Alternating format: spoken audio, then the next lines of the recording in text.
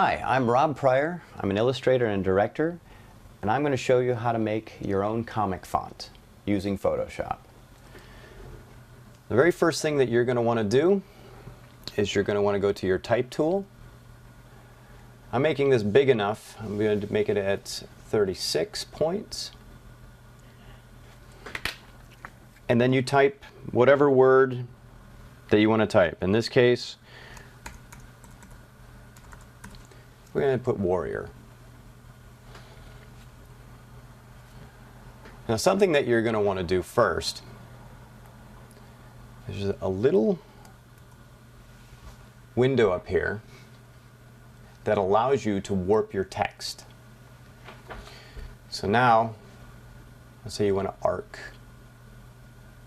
or you want to make it look like a flag, or anything that you want to do with your warp text, you can do.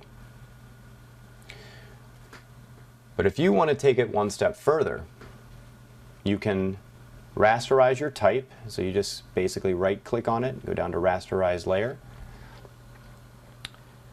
And I'm going to hit Command-T, which puts a warp around it. Let's increase this size just a little bit. It makes a box around it that allows you to make it any size you want. I'm going to right-click on that, and now I'm going to put Warp. And now,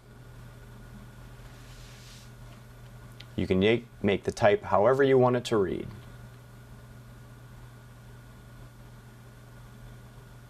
Tap on it. Now you have